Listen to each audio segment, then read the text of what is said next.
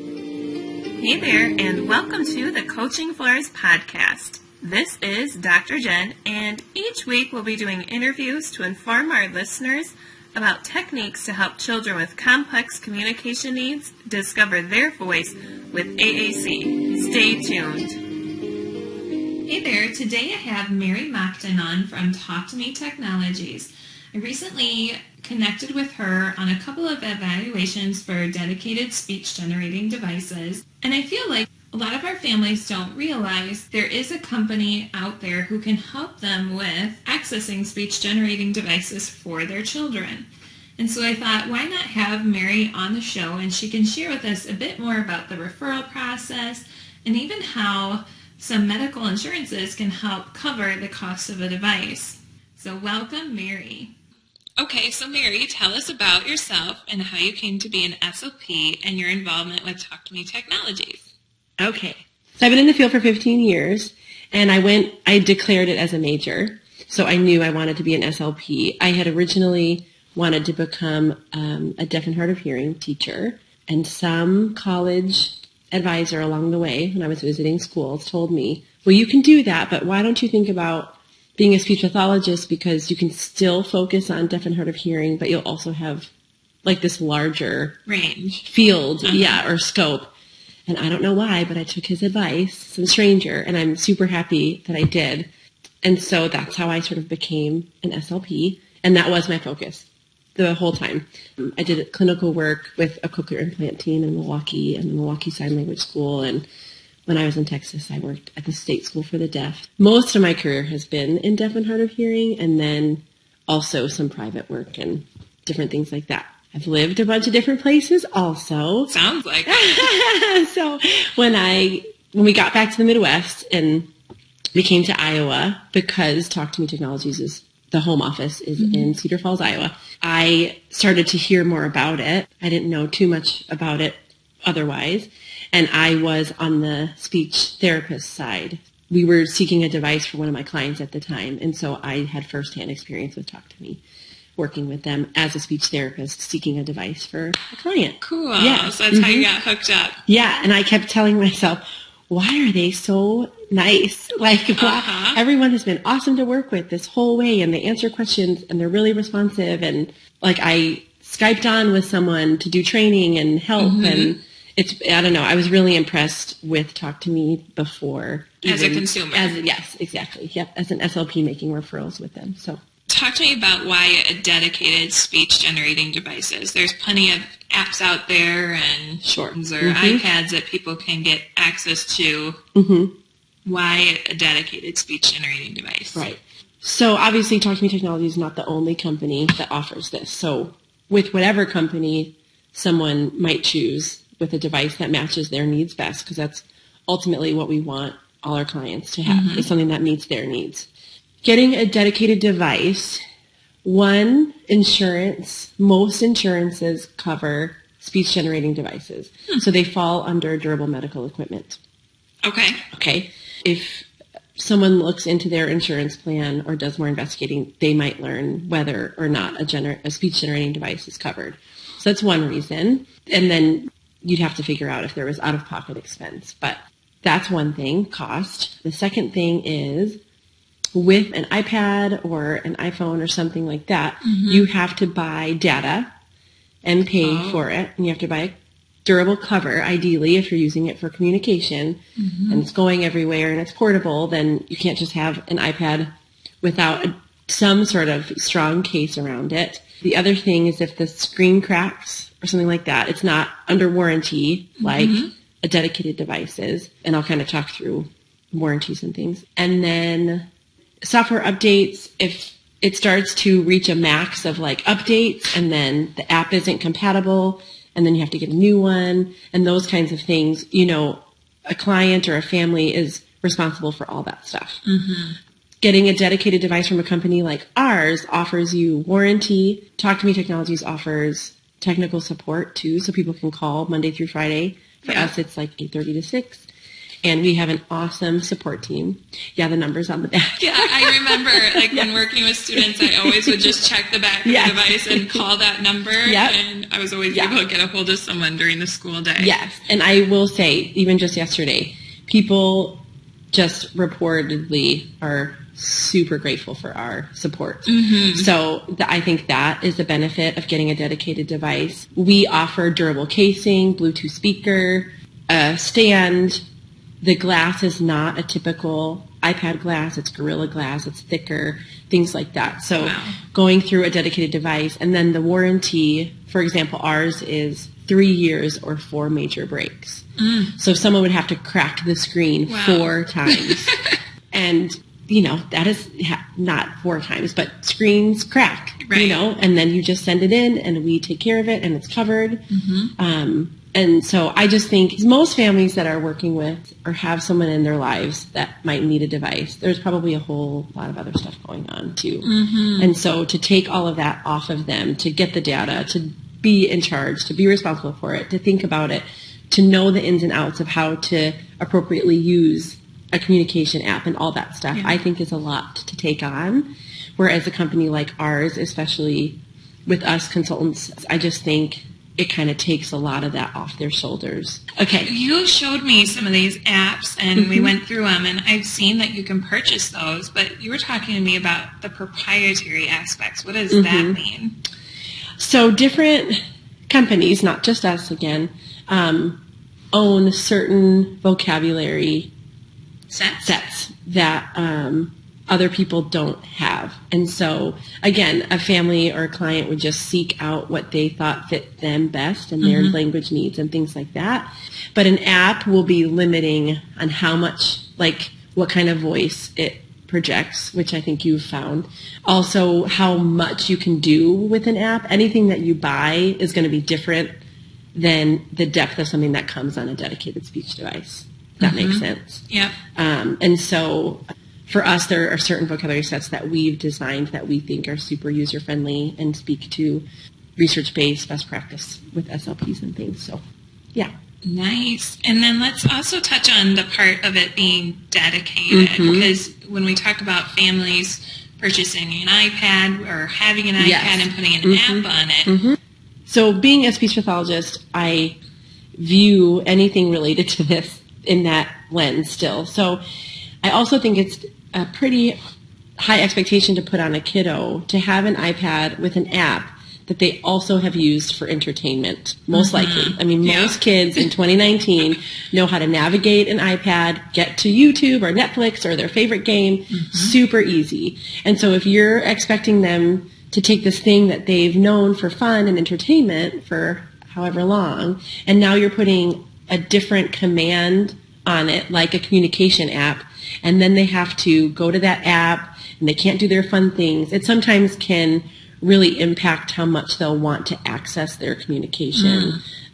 Whereas like a dedicated device, meaning you can't access Wi-Fi, you can't download apps, they will see that as separate, than their fun, entertainment, downtime, whatever it's used for. It's a separate entity, which just really helps them kind of understand that or decipher between the two, which I think is important. So. Yeah, and if they have their family iPad and they're playing a game, they can have their dedicated device right next to it and be talking about that game or whatever it is they need to still use. Because if they're watching something on the iPad but they need a snack, then you're expecting them to turn off their favorite show that they're probably using to just take 20 minutes to themselves. Yeah. And then they have to get out of their favorite show to go into their, so it's a good example. I don't know. It just seems like a lot to expect. It does seem like a lot. And then one other question with maybe a company like Talk to Me Technologies. Do you offer maybe more accessibility options with this, like a kiddo who needs eye gaze or this or that? So talk to me about that. So if you, going through a company like ours, we have different accessories or equipment that falls under the same sort of category, and we can request it all at one time.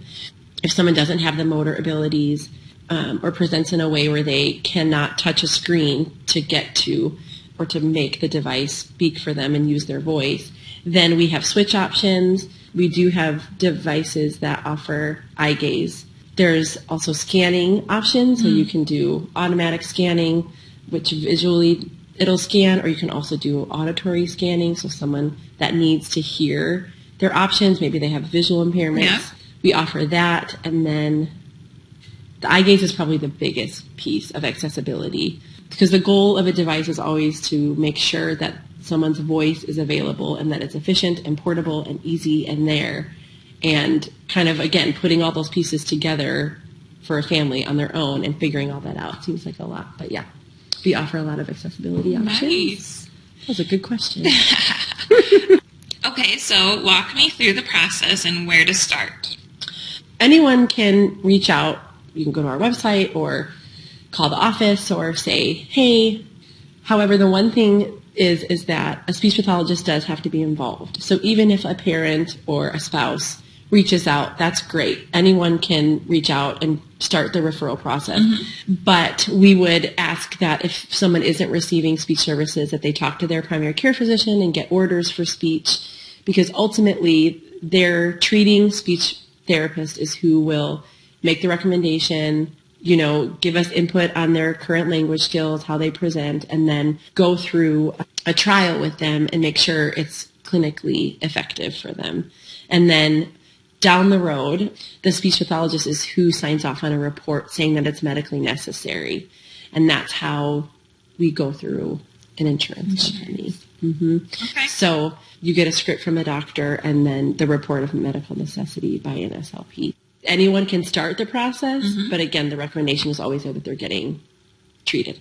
And when I've worked with Talk to Me Technologies and starting those referrals, then you guys really take over from there. Yeah. Because everything that you just described, diagnosis and reports, and that all sounds really scary and overwhelming. But you guys have a team that really just kind of systematically lays it out. Yeah. So us AAC consultants out in the field are kind of the starting point, and we meet with the SLPs and the families and show them their options and kind of find what I call the starting point. We just want to make sure everyone agrees on a place to start, and then we offer a complimentary loan so that people can have it for about 4 weeks or so. Mm-hmm. And then that's when you really start to see if a client will be successful and things like that. And then if someone does decide that they want to get a device, then our funding team kind of takes over. And once we work with a family to fill out paperwork and get everything signed, because we have insurance and we do kind of have a specific way of kind of following all those steps through it. And we communicate a lot. Yes. Ideally, touching base on email, because we really try to touch base along the way. Mm-hmm. Once someone does get a device from us, we come out and do a really in-depth training. So to make sure that everyone feels comfortable, everything's customized, safety issues, everything like that, really the ins and outs of how to use one of our devices. So. And at that point, the family's already used the device, the student, the school, and so then you almost have more questions when you come to that training, so it can be really effective. Yeah. To have that training once you get the device. Mm-hmm. How old, how young, is there an age range? Is there something to think about when it comes to age? I don't think so. I mean, as a speech therapist, I'll never forget one of my professors on the whiteboard wrote birth and death and wrote an arrow and was like, you can work with people all within this age range. Now, a newborn baby is not going to use a communication device, but, similar to early development and how the medical field or therapy field approaches, not trying to diagnose autism too early or anything like that. Mm-hmm. I would say about 2 or 3 years old. I've worked with kiddos that are that young where, the SLPs just know that they're going to need it, or depending on their diagnoses, and they want to get language early. Mm-hmm. And that's my biggest thing, is to be cautious of language deprivation if they're not getting it, or they are, but they have a lot more to say than they can get out. And how do you know that unless you're, kind of trying alternative means to get there? Mm-hmm. So I'd say 2 or 3 is the youngest I've worked with. Not that you can't go younger, but, usually by that time, in their language development, you start to really know if something is significantly different or not. Mm-hmm. And then anywhere in between, honestly, because I've worked with adults and we have a really strong veterans program. So there's really no sort of limit on diagnoses or age or anything like that. If someone would be a good candidate for a device for whatever reason, then we would do our best to try and support them getting one. Mm-hmm. And as you're talking about 2- and 3-year-olds and developmentally appropriate, I don't even know if this is a question later on, but if something is hindering speech at that time, implementing a device doesn't mean that they are never going to learn to talk. Correct. Mm-hmm. And in fact, research has shown that it might help with providing that model. Yes. Yep. So similar to my background in deaf and hard of hearing, I worked with a lot of families, hearing families that were hesitant to teach their child sign language because they thought it would impact them from learning to talk. And I would always advocate for the fact that, you know, if they don't have hearing aids yet or until they're 4 or they are not consistently wearing them until whatever age, they need to have some sort of language input and communication engagement prior to that time. And so I would really advocate for sign language and just explain the research in regard to if talking is going to be the most efficient means of communication for a kiddo, that's what they will use. And if they're going to become verbal, they will. Yeah. But teaching a child sign language early on is not going to hinder them. And a ton of people know that the research is out there for that, and that's considered low-tech, you know, means of assistive or augmentative communication. And so similarly, that would be my recommendation in this AAC world is giving them something rather than nothing early on. And if they're going to talk, research supports that getting these incidental models all the time from the device is going to encourage verbal output. And I've seen it with certain clients. I will, from the eval to when I'm going back to doing the training, there have been moments where I'm like, oh my gosh, they are talking like crazy, and it's awesome. And then that's great. And if not, then this will become their efficient means. And, you know, I know everyone wants their kiddo to talk or their spouse to get their voice back and things like that. But research shows if they will, this will help. And I worked with this sweet lady recently who, you know, I was just in an eval, but we edited something that was important to her, and it was one of her grandson's names. And she would say in her own way, verbally, like, I just could never say it. I just can't ever say it. And her daughter was explaining to us, like, I don't know why. There's just one name she just can't say. We programmed it in there, and she heard it a couple times when pushing the button, and then she said it, you know. Gosh. And I just think people, and I get why it seems scary or that there's hesitation, but research really does show it will only encourage spoken language if it's going to be their most efficient means, is kind of how I word it. And there's really no way to predict that. And I know that that's probably scary for people, but it won't inhibit it at all. That is really good news for people to hear, I think. Yeah, I think so. But really comforting. Yeah. Along with those lines, too, when we talk about a 2-year-old up to an 86-year-old and everything in between, you're probably not recommending, you know, you talked about the starting point, the same device. Right. You know, so that might look differently if the kiddo's in high school or at a job site or a stroke patient. Yeah. Do you want me to expand on that? Sure, go for it. I'll just open the box. Okay. You jump in. Okay. So again, just like, and this might, I think there is a question related to this. Oh, good.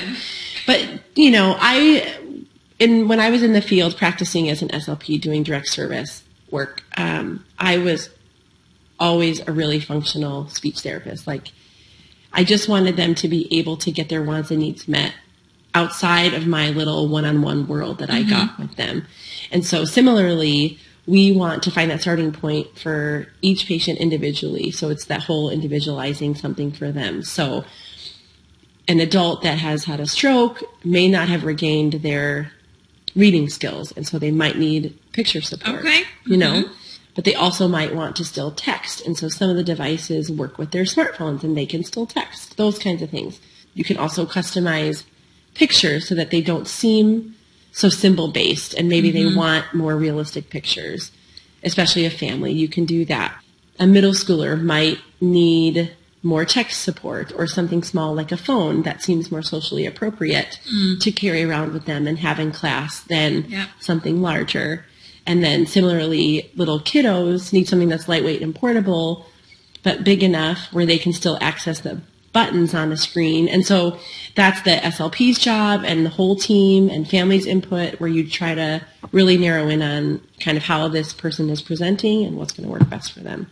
And there is a multitude of options on how to get there. And so, oh my gosh. Yeah. Thank you, Mary, for sharing with us today. We will wrap up next week with part 2. If you could, subscribe to the podcast so you get notified when new episodes are released, and check out Coaching Flores on Facebook and coachingflores.com for downloads. I hope you heard something that inspires you. I'll see you next week.